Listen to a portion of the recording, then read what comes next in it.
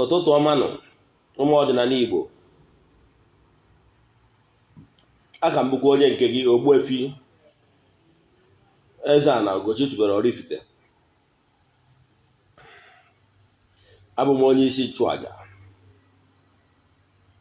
na Ugochi tubelu ọdịnala temple nke dị na Oraifite na Anambra steeti. Anyị na-agba afa miri emi, rụkwazị ọrụ mmụọ dị iche iche.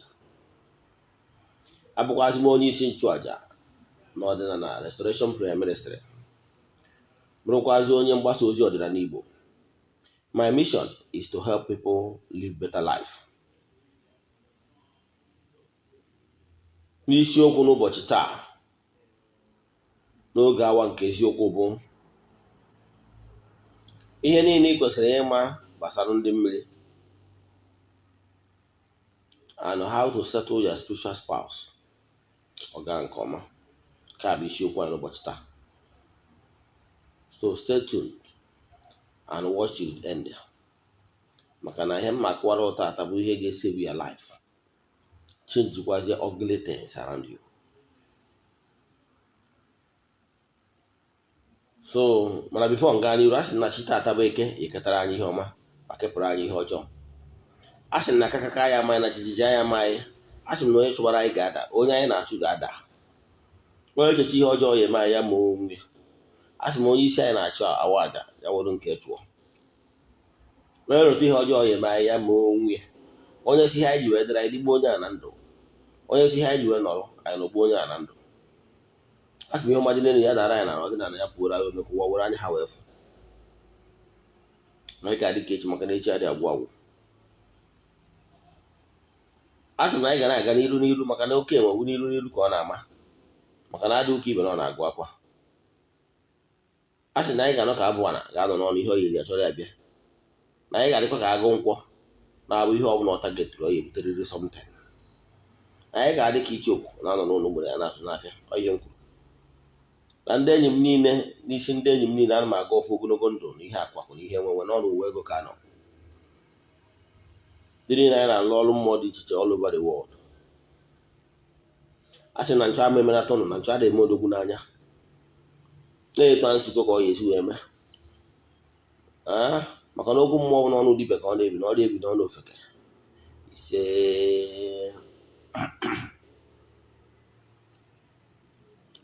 n'ụbọchị tata, bifo anyị gaa n'iru n'isiokwu anyị nke ụbọchị taa, anyị ga-amagoro ọkwa dị mkpa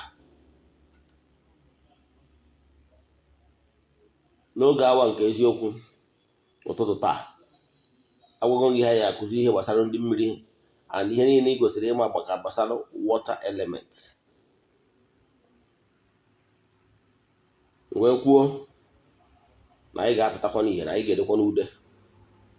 Ebu n'ude wee kwupezie n'isiokwu anyị bụ na announcement anyị nwere ọbụla echefukwara na aja anyị na-achụ kwa ọnwa nke ọnwa April akwụsịgo. Anyị wee na ndị mmadụ na-ebu kwụsị gbasara nke ọnwa Mee, wee kọwaa na ọnwa Mee bụ nnukwu ọnwa na Ugochi tubelu ọdịnala temple. Ọnwa anyị ji celebrate entities of powers na mmụọ niile na-apụ apụ na Ugochi tubelu ọdịnala temple. Ọtụtụ ndị mmadụ ebukubego maka iso na ya bụ aja. Aja nke ọnwa a ga-apụrụ iche maka na ọnwa ngozi ka ọ bụ, the outpouring of the Holy Spirit. Ọnwa ihe ọma ji eme na entire creation. So ọ bụrụ na ị chọrọ iso na ya bụ aja ka anyị na-achụ kwa ọnwa nke Mee,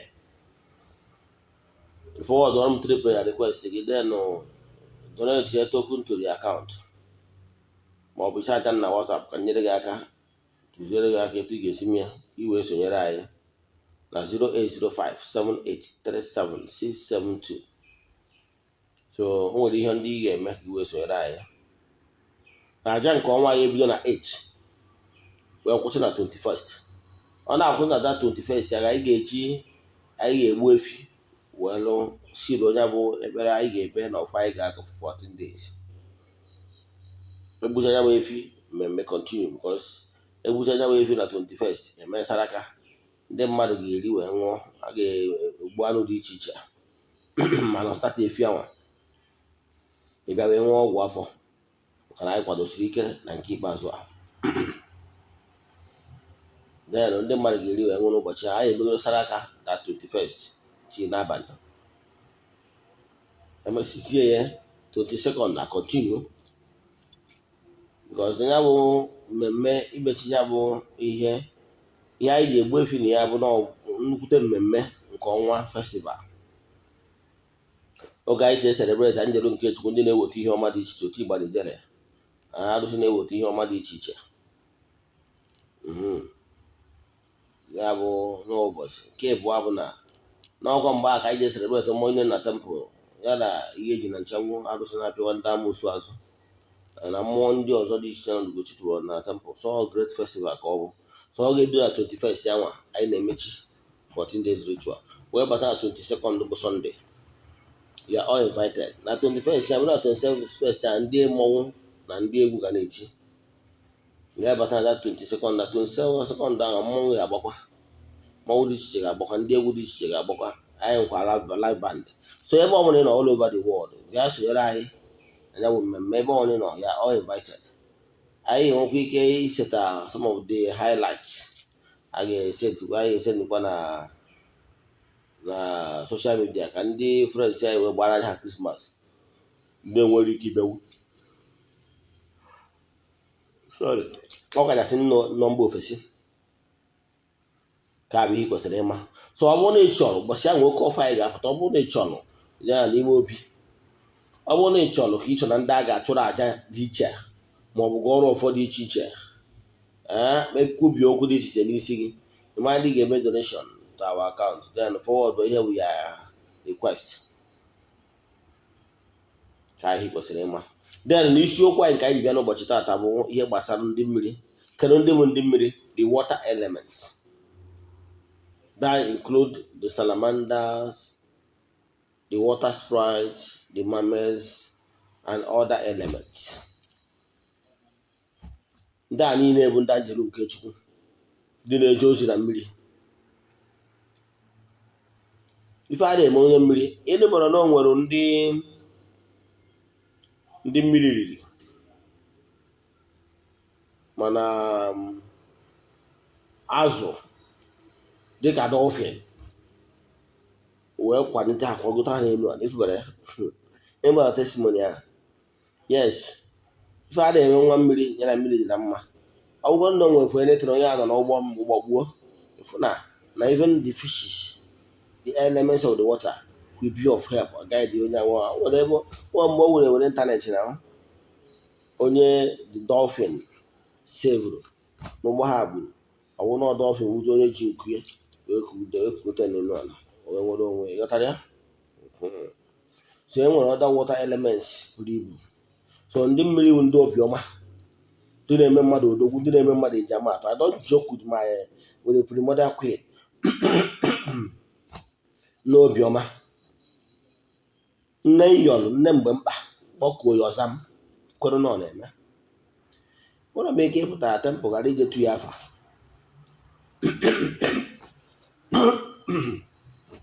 Agbanyeghị na o nwere ndị ụka ọbịa riri eri, ha pụtazie ha na-afụtara ndị mmiri iwu ndị ọjọọ. Ọ bụrụ eziokwu, ndị mmiri adọrọ njọ,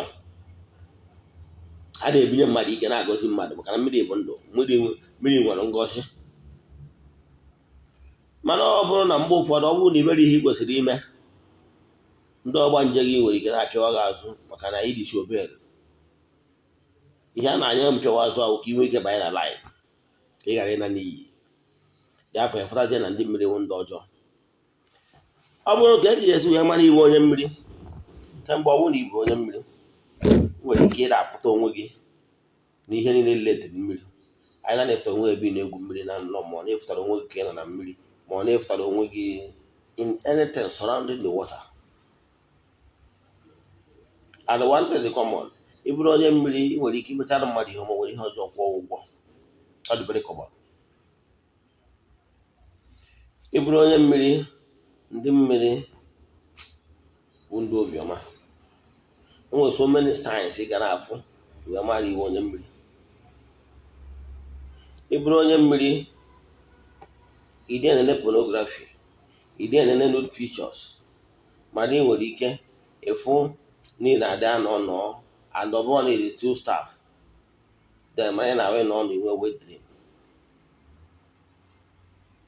nwere other things ya ị na-afụ na ndụ gị ịgba na nkịtị ga-alụ ọrụ dị n'ụzọ gị. So mgbe ị nwere mụtara na iwu onye mmiri, kedu ihe ị ga-eme? Pay the do the needful. Your partner, your spiritual spouse need for you ịbịa mee ihe ị kwesịrị ime wee ya ya biko ya hapụ ka ime ụwa gị n'elu ụwa. Ime ihe ị kwesịrị ime ife na ndị mmiri ga-akwụdoro meghe odogwu meghe eji amatụ. So for that, ịchọ ịlụ ọrụ mmiri ị ga-ebu ụzọ eme. Ị na-afụta ụmụ ihe a ma ọ na-afụta some disappointment, you cannot even keep relationship. Ị nwere ike ịnọ onye nwere ihe o mere gị kpọ ya asị ma ị lose interest n'ebe ya partner nọ. So many things ga na-eme na life ma na ndị dị ka ọzọ tụọ afa mana agbacha afa wụ na iwu onye mmiri.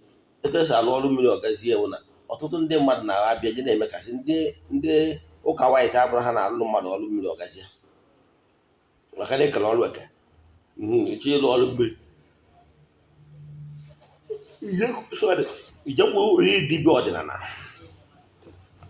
dibịa ọdịnala onye ga-akwụrụ ka onye ụkọ wee je kwụọ ngọ n'isi gị wee setụrụ wee reconcile ya gị na ya water people. Onye ọbụla na-asị gị ka o kewa ndị gị na ndị mmiri achọrọkwaghị ndụ. Ihe onye a na-achọ ka o chuo gị na ndị iyi ụwa gị, chuo gị na ndị otu gị, ihe emezikwa ụwa gị mgbe onye a je cut off from ndị kwesịrị inye support onye apaka spiritual packers. So ikwekwana ndị na-ekwu taa because of mindset of ndị ụka na ndị ụka na-afụta na ndị mmiri wu ndị ọjọọ. So therefore ha bịa asị oke ekewa gị na ha ekewa gị gbara ọnaghị onye iyi. So imedo ndị mmiri wee ndị obiọma. Mana o nwere ihe ọzọ m chọrọ ịkọrekt. Ụfọdụ ndị mmadụ isi ọf ịgwa ndị mmadụ na enwere ihe a na-akpọ ikpe ile ọma nwee ihe wee lụpọpa ọrụ mmiri ka anyị yiri ụzọ langweji ga-aghọta. Ọ bụrụ na iji ekpe ile ọma ịnọ ka onye jere na be nwaanyị, iwu nwoke jee na be nwaanyị jee donye nkwụ ya ebute mmanya sị ndị be ha na-achọrọ m ịnụ nwa ụlọ mana ma agwara edonyere nkwụ dọz nọ mmiri n'elu agụ ịghọtara ya. Mana ịkwụ ngọ nwaanyị bụ na ijere nụọ nwaanyị gbaa nkwụ ya nnukwu nwaanyị ekesa anụ nwaanyị. So with this one you will be protected. So ọ bụrụ na ị chọrọ ịnụ nwaanyị nụọ nwaanyị ma setụrụ nwaanyị mmiri ije kwụọ ngọ kwụcha ngọ ọtụtụ ihe na-adị ya and ihe niile na-adị n'ime ebe afọ nwere ihe ha representịrị maka na mgbasa anyị na-esetụrụ ndị mmiri na-esetụrụ ndị ejima ndị da na ndị akpọrọ ọrụ na ndị ọgba nje mmiri na ndị ọzọ dị iche iche isetụrụcha ha kwa dazente etu nwa si alụ ịgba ide buru ihe a wee gbada mmiri wee nye ha ihe ịgbagọtakwa isetụrụ ndị ọgba nje enu ana yes and etu nwa si alụ n'ala Igbo na ọrụ ọbụla a na-alụ n'ala Igbo wee gbudo ya ewu anyị arụ ya gburu na ọ dị ka onye ji ego a na be mmadụ ọ bụrụ na igbuo ewu na ya anya na-aya ya enwe rivasi etu a ka ọ dịkwa ihe gbasara agbamnkwụ na nwaanyị. Ọ bụrụ na ịnụcha nwaanyị eji asị gị gbuo ewu nwaanyị bụ na igbuo ewu anwa ihe gbasara nwaanyị anwa azị na-agbasara nkwụ nwaanyị anyị agba nkwụ ugboro na nwaanyị gbara nkwụ mechaa afọ enyere isi natakwazie na ọnụ ọdị ọzọ ihe ọ ga-emede osu ego ka ọ ya eme maka na ndị ichie ama eri ewu 2 times n'isi ofu nwaanyị ghọtara ya. Ọ ịghọta ịtọ ịgbara ka ihe gbatara ka dị si eme. So ọ ya bata nji alụ ọrụ mmiri ofu ewu a wee ewu a ga-enye dị in house ewu a ga-enye ndị mmiri onye anwa then ofu ebunu wụzi nke a ga-eji mesara aka a ga-enye ndị mmiri nke m nwa som wee je rụọ ọrụ mmiri ebutazi ebuna ka a ga-eji wee sie nri wee mesara aka fat ịlụ ọrụ mmiri etu nsi alụ ọrụ mmiri agazi kemgbe ahụ na ọ bụrụ na onye anyị na-alụ ọrụ mmiri ọ bụrụ iwu na ị ga-eje rụọ ọrụ mmiri na mmiri be nna onye anwa ma mmiri be onye nna onye ọ bụrụ eziokwu maka na o nwere obodo ụfọdụ like na be anyị nwere saịdị ebe a na-akpọ ose ebe a na-ete ngwọ o nwere ihe ga-emekọta ka ịkwa ka ịlụ ọrụ mmiri ebe ahụ mana o nwere ndị si na mmiri a wee n'ụwa ghọtara ya. O nwere ndị nwere link with that water. So ka ihe na-ekwuta ya ma ọ bụ ndị mmiri nke ha nọ n'ime ịkpa ma ọ bụ ndị mmiri nke ha achụrụ mmiri ugbo gboo ha wee mmiri ha wee je baizie na neighboring town nwere obodo enwere mmiri aka gruzi iwu ha nwere mmiri ghọtago. So ihe niile ahụ ihe butere elu mana ana m achọ ịgwa gị na etu nsi alụ ya nwere ike ịnọ na mmiri be m mgba afa na mmiri ndị ji alụ ọrụ kedu mmiri ya na mmiri onye a na-erikọ ewise onwe nke ya na-erikọ sị yes ya na-erikọ ọ bụrụ iwu na ị ga-ejebe na be onye n'obodo a na-alụ mmadụ ọrụ no ọ bụrụ iwu. Ihe dị mkpa na ịkwazuru ngwongwo gị, ihe dị mkpa na imere etu ikwesịrị ime tinye egwu. Mgbe ụfọdụ ndị mmadụ agwa ndị mmadụ eziokwu, ọ bụrụ mmadụ ji ehi rụọ ọrụ mmiri isi ata atịta na nke bụ eziokwu na onye na-achaji ụta achịta na abụrụ alụ ọrụ mmiri furu ihe ọ chọrọ imere ile ọma ka ọ ya eji ibe o nwere ike gote ọkụkọ gote ụmụ obere ụmụ okirikiri ihe ọ ya ebu na baf ọsị na ọrụgoro ọrụ mmiri. Ọ bụrụ eziokwu ọrụ mmiri etu isi adị lụchaa anya were ewu si lụọ ya na be ndị ahụ anatazie mbịa gbuo ndị mmiri m na ndị mmiri onye ahụ esokwa rie ndị mmadụ emesara ka lụchaa na ọrụ mmiri abụdachi. So maka ndị na-agha ebe enyecha lụ ha ọrụ mmiri ha esiwe ọnwụrụ iwu na-aga-eje na mmiri be nna ha ọ bụrụ eziokwu. Adị nke ọdọ nwere ihe nwere mmenetesi nwere ike ime na nke arụrụ onwe ike ọ gara onwe ike ọ bụrụ na onye anwa ọ bụrụ na ụtụ dị n'ụzọ gị mma ebu ụzọ saa ụtụ, ọ bụrụ na ịkpọtụbara chi gị mma ebu ụzọ kpọtụ chi gị bifo njedo ọrụ mmiri. Ọ bụrụ iwere ihe ahụ nọmba 5 jebe na nọmba 1 onye gbachi ya akụkọ ọkụ azụ. So onye na-achịkọwa bụ chi ịrụ ọrụ mmiri agbacha afọ ọ bụrụ na mmiri dị na be anyị na mmiri be gị erikọ anyị kpọọ mmiri be osi anyị bịa were okara mmiri be anyị and emecha ọga adị ndị mmiri amaghị asaziri gị ihe.